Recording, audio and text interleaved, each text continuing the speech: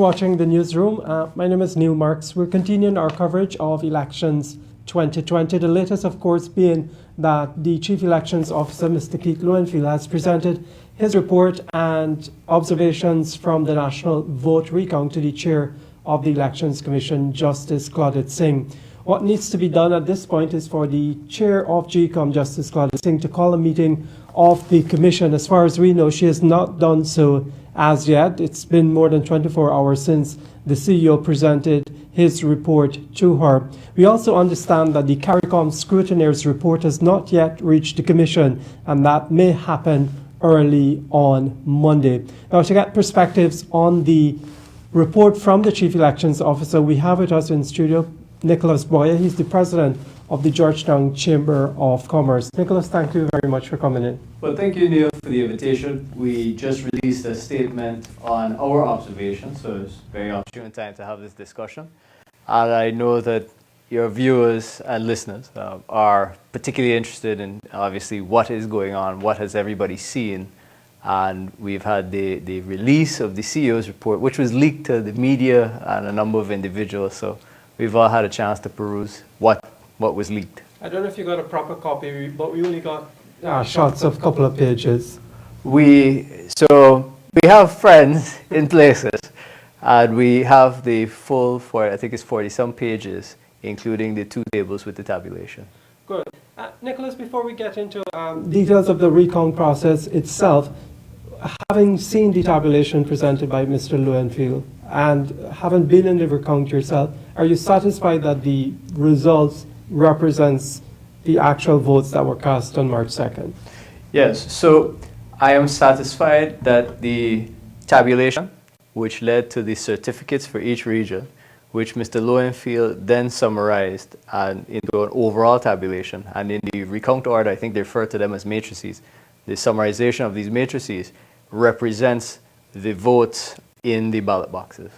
Right. So getting into the recount process now, Mr. Lowenfield has basically said that this entire elections process was not run properly. Do you believe that? That's a very damning report because it's coming from himself. So he's reporting on his and the Commission's conduct of the elections. So it was quite interesting to read it. And what we analyzed from it were that a lot of the information, if you look on APNU AFC's Facebook page, a lot of the information corresponds 1-to-1. And that's a big issue. Why?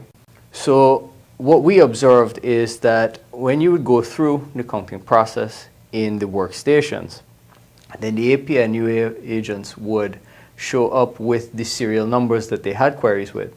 They would rattle off those serial numbers.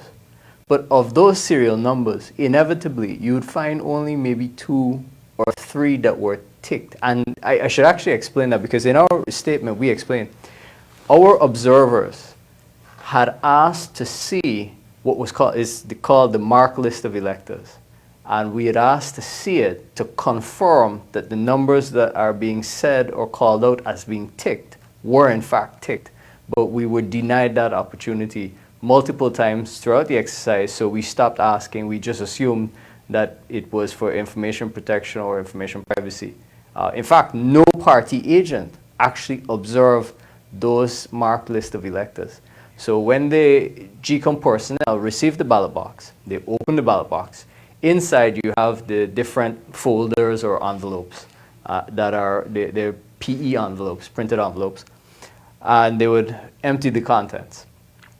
The particular content that is causing the whole uproar is the marked list of electors. When they would take out that marked list of electors, they would show you and count how many marked lists there were, but you would not get to scrutinize and exactly see which names were ticked off. That is a different thing altogether as compared to the ballots. When you would count the ballots at the workstation, there was a document projector, and they would put each ballot under the document projector so you can see visually, so all the party agents, all the observers could see visually that ballot being displayed on the large TV screens that were there. So that whole exercise is quite questionable because one, we don't know that the serial numbers were in fact ticked, and two, Mr. Lowenfield in his report included all the serial numbers called out. He did not distill it down to the serial numbers that were observed or at least reported as by the GECOM staff as being ticked. That's that's a huge logic leap. But in the observation reports, we were able to see serial numbers that were objected to, and I don't know if you did your own investigation or what conclusion you came to, but at least us in the media, we've been checking out the serial numbers to those numbers, and we've been finding people who it was claimed were out of the country or who were dead and their names were marked off as having voted. Were you able to come up with some of your own? So we did not do that type of investigation that you did. I saw some of the pieces that you did where you actually went out to find. But I would say, I mean, the most popular case is Devendra Kisur, who was an observer for AmCham. The thing is that it was always a little circumspect or suspicious because that information, the AP and UAFC only came with that information at the recount. If what they are claiming is true, these are election day crimes. These are crimes that need to be put forward to the police and have the police start an investigation. It is a crime. There's no, no two ways about it. It is a crime to impersonate someone else and vote in place of that person. So if that had happened, one would have expected a letter to have been dispatched from the party to the Commissioner of Police, the party claiming, to the Commissioner of Police saying, we would like to open an investigation. Then one would expect a number of witnesses going to make actual witness statements. You've seen neither, which means, and the reason being, is that if they make a false witness statement or false report to the police, it carries consequences, even up to jail. So you haven't seen anyone actually come forward and say, look, we so vehemently believe in this objection that we are taking it to the police station, to the nearest station. We're making a statement. We're either giving a legal affidavit as such that we've done this research, and here's a legal affidavit that we believe, based on our research, that person was out of the country. You haven't seen that. And you haven't seen anybody go to a police station and give testimony, a witness statement saying, we'll first make a complaint and then add a witness statement to that complaint. Nicolas, is it fair for APN plus AFT to say, well, on elections day we could not have noticed these things. We've had to do some groundwork. It took us that time, so now that we've come up with this information, we can now present it. So let me answer wide, and then I'll come back specific. So the first thing is, have we seen GECOM's SOPs or APNU AFC's SOPs? Why is that important? It's because what is being alleged here is that there were material coordinated attempts to alter the electoral process, right? And therefore, either the AP, well first, the presiding officers from GECOM, as well as the APNU AFC party agents, as well as any other party agents, except PPP, because apparently in this collusion or this theory, the PPP are the beneficiaries, so you wouldn't see them objecting, right? So in this theory, why haven't any of the presiding officers come forward? Have we seen the GECOM SOPs and the APNU AFC SOPs to see that their party agents refused to sign or made particular notes about these observations?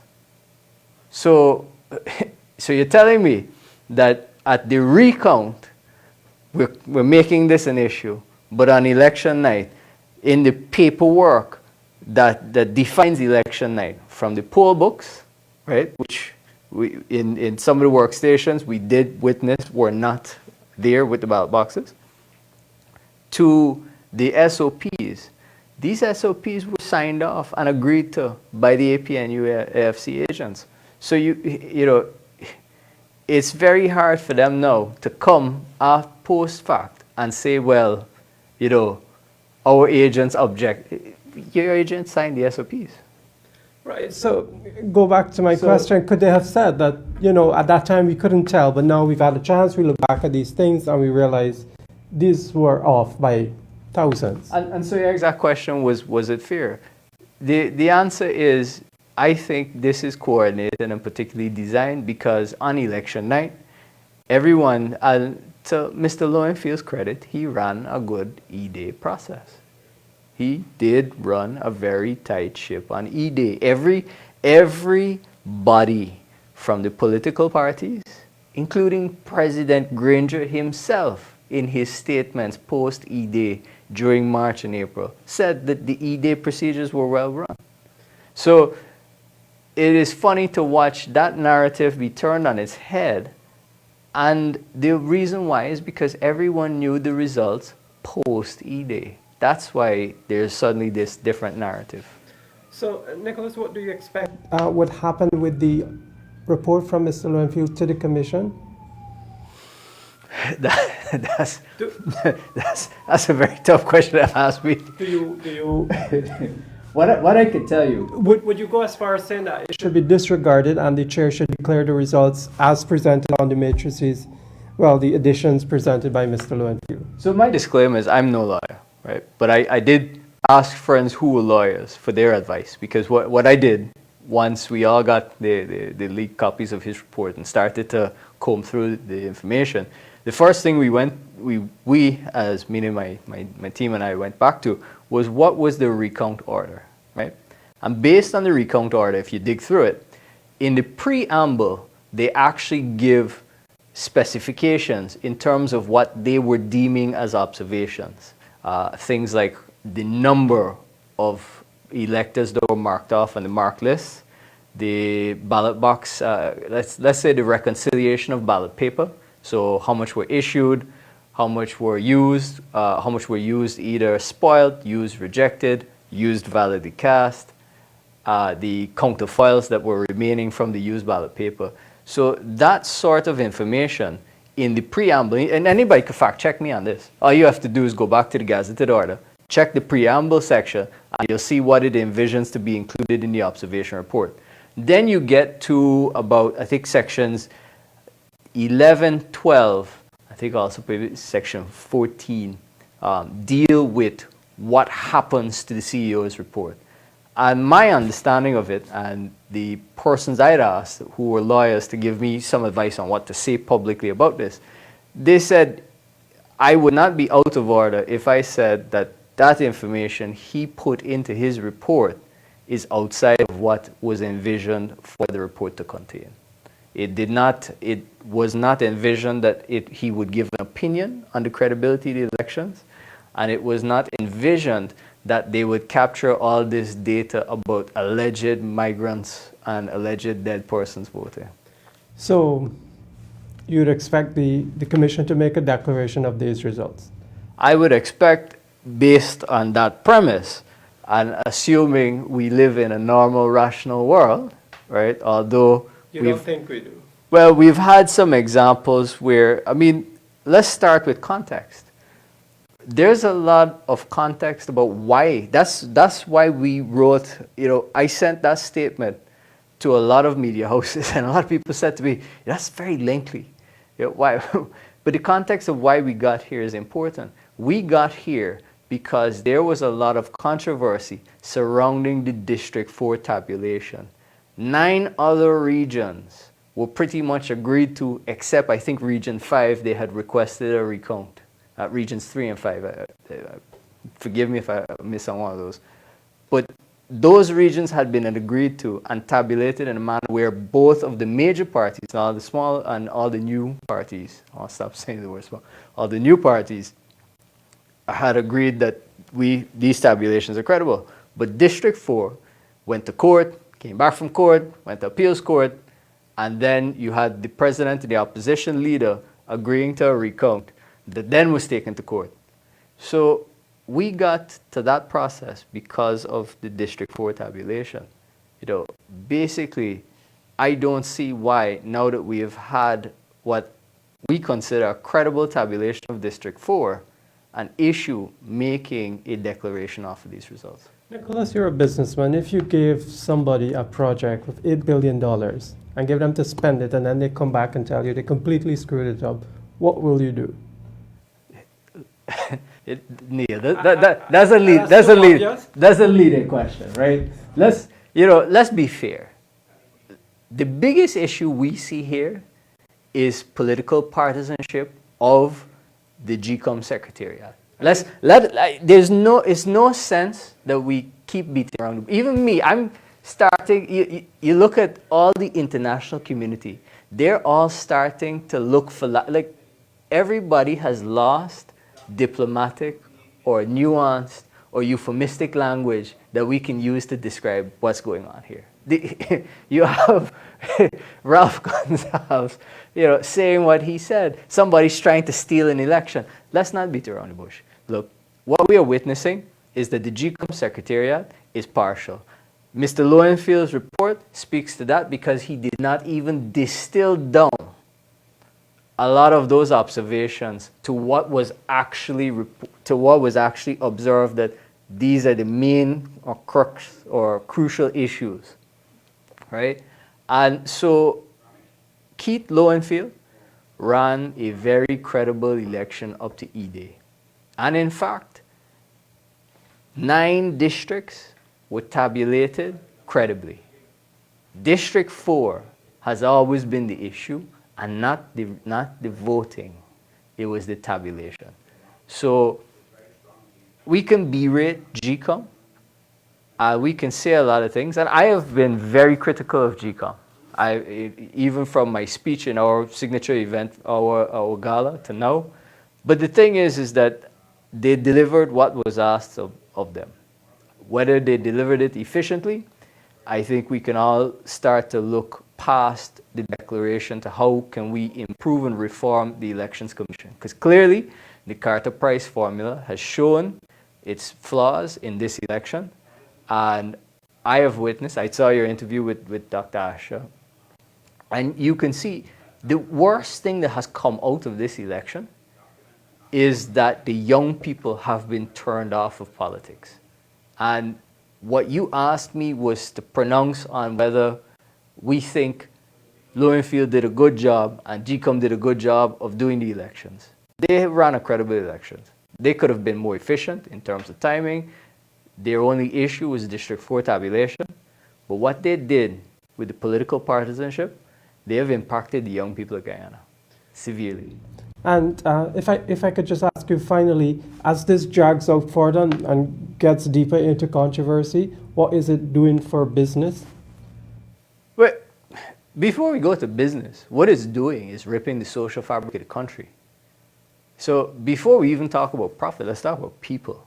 Because for us to be able to do business, to open our doors, a lot of business in the city relies on crossing ethnic, cultural, gender bounds, right? People are providing services to varying groups or communities within the city and within the country. So when you start to rip that social cohesion, that social fabric apart with these types of antics, it impacts first on the society and then business, of course. Because for business to function, and especially under the coronavirus pandemic, we need some sort of societal order and normalcy. So finally, it rests with the chair. You would agree? It does. The whole election now, everything comes down to one vote. Let's not, again, as I said, let's not beat around the bush. We've seen messaging coming from the AP and UAFC that they would like the chair to declare the elections null and void. We've seen messaging coming from the PPP that is not within the chair's power or GECOM's power to do that. And this is why I've said the Carter Price formula is rough on us, because that whole election, everything from E-Day to now, rests on one vote. I do not envy being the chairperson of the Elections Commission right now. Her vote literally is the difference between chaos and order and our country being ostracized and isolated or being part of the international community. It's no small task. Thank you very much, Nicholas. We were talking with Nicolas, the president of the Georgetown Chamber of Commerce. We'll be back just after this.